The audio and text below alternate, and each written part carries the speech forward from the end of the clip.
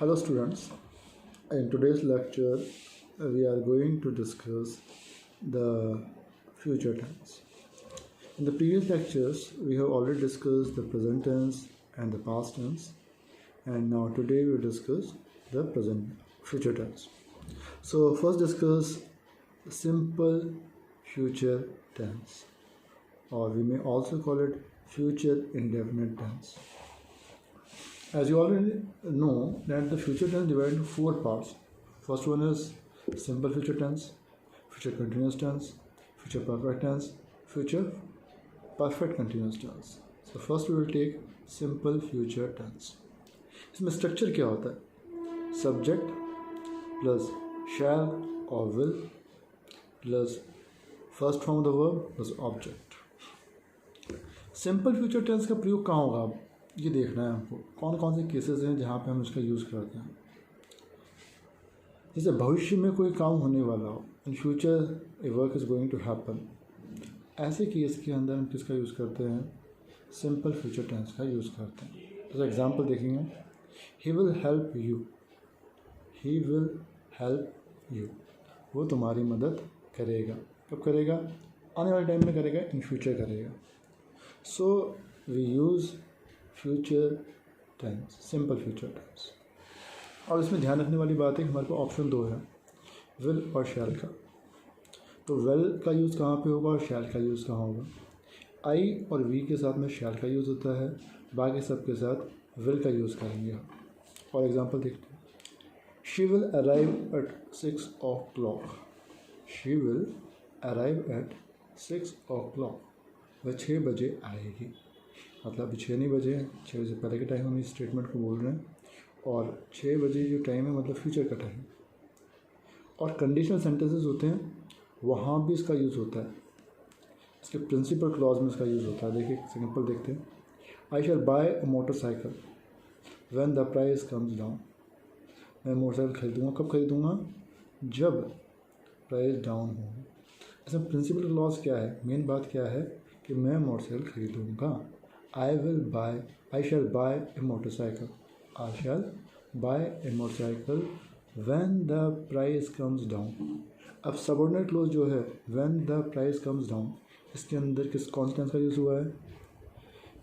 Simple present tense का use हुआ है, वर्ब की फर्स्ट फॉर्म प्लस एस या is.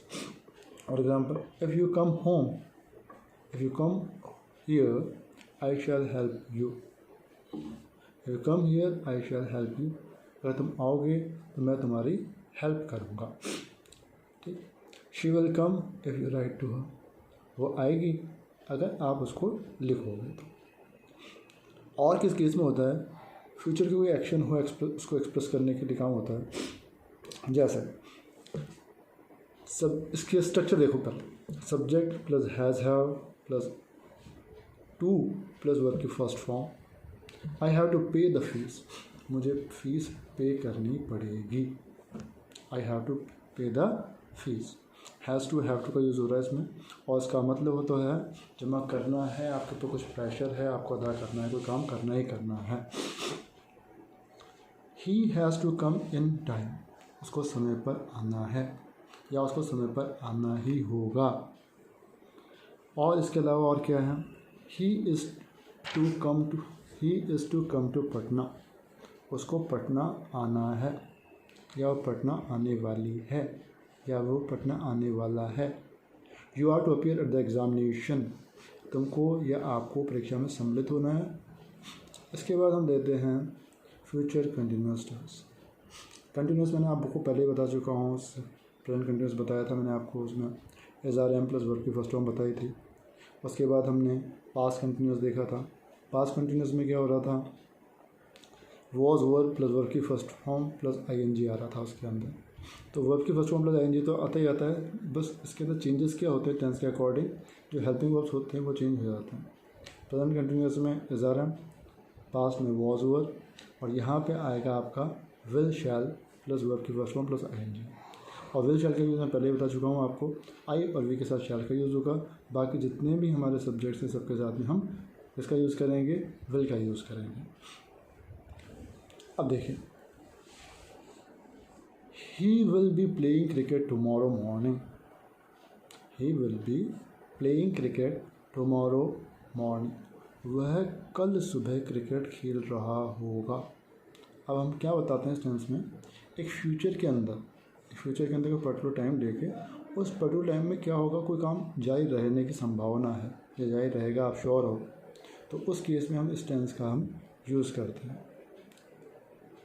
He will be playing cricket tomorrow morning, she will be staying there, वो वहाँ रुक रही होगी, अभी वो वहाँ गई नहीं है, लेकिन हमें पता है कि उस पर्टिकुलर टाइम के अंदर वो जो स्त्री है या लड़की है वो कहीं रुक रही होगी। At this time tomorrow I shall be watching the film, at this time tomorrow, जिस टाइम में भी हूँ इस टाइम में बात कर रहा हूँ कि कल इसी समय, जिस समय मैं बात कर रहा हूँ एक दिन बाद इसी समय दिन के क्या होगा, मैं फिल्म या मूवी देख रहा हूँगा। तो फ्यूचर कंटिन्यूअस टेंस के से हम क्या बताते हैं, फ्यूचर के अंदर कोई पर्टिकुलर टाइम है, वहाँ पे कोई काम जारी रहेगा, उसको बताने के लिए हम कौन सा टेंस यूज़ करते हैं, future continuous tense. Manisha will be meeting me tomorrow, Manisha मुझसे कल मिल रही होगी।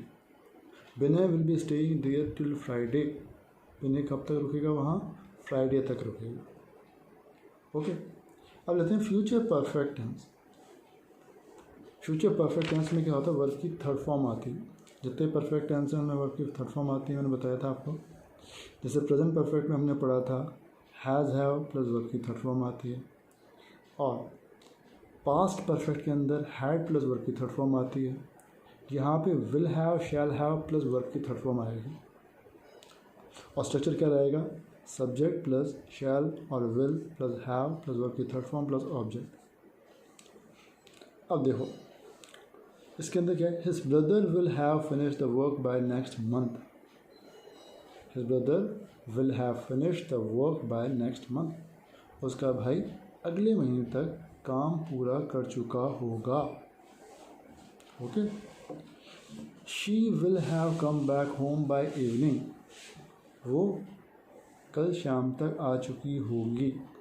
तो एक फ्यूचर के अंदर एक पर्टिकुलर टाइम पे कोई काम समाप्त हो चुका होगा ऐसी संभावना बताने के लिए हम किसका यूज़ करते हैं, फ्यूचर परफेक्ट टेंस का।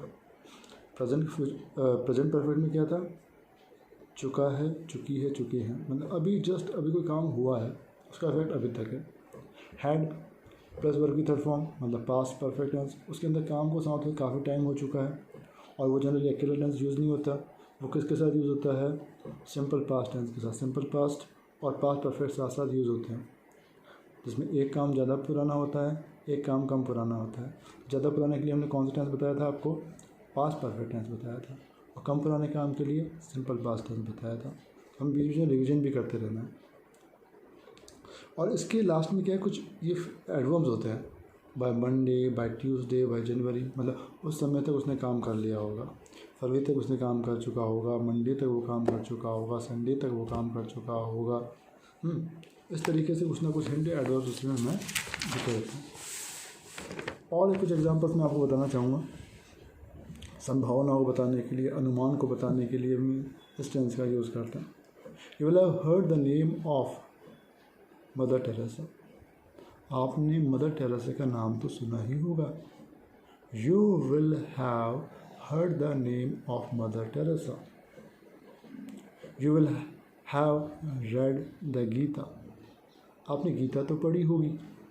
तो ऐसा अनुमान हमें जब लगाते हैं, जो संभावना है, हाँ, तो उस केस में भी हम इस टेंस का यूज़ करते हैं। ये बड़ा ध्यान रखने वाली बात है। You will have heard, you will have heard the name of Mother Teresa, you will have read the Gita. Okay, you must have heard the name of Mother Teresa, ये जोर डालने के लिए भी हम इसका यूज़ कर रहे हैं। जैसे विल की जगह मस्ट कर दें यहाँ पे, तो जोर डालने में काम आ जाएगा। You will have heard the name of Mother Teresa, ये तो क्या है, फ्यूचर परफेक्ट टेंस होगा। लेकिन अगर इसी सेंटेंस में हम एम्फेसिस करना चाहते हैं, जोर लगाना चाहते हैं, तो हम मस्ट का यूज़ भी कर सकते हैं इसमें। You must have heard the name of Mother Teresa. इसके बाद आता है future perfect continuous tense. Perfect और कंटिन्यूस दोनों मिल जाते हैं। देखिए कैसे होता है इसके अंदर, प्लस सब्जेक्ट आएगा, विल हैव, शैल हैव आएगा, और साथ में बीन आता है इसके अंदर, बीन प्लस वर्ब की फर्स्ट फॉर्म प्लस आईएनजी और plus object. Lata will have been singing from morning, Lata सुबह से गा रही होगी। The farmers will have been working in the field, the farmers will have been working in the field. जो farmers हैं, जो किसान हैं, वो खेतों में काम कर रहे होंगे। लाइक फ्यूचर के टाइम के अंदर हो रहा है कि उस टाइम पे, फ्यूचर वाले टाइम पे कुछ काम उस पर्टिकुलर पे हो रहा होगा। अब इसके अंदर क्या है, टाइम और देता है।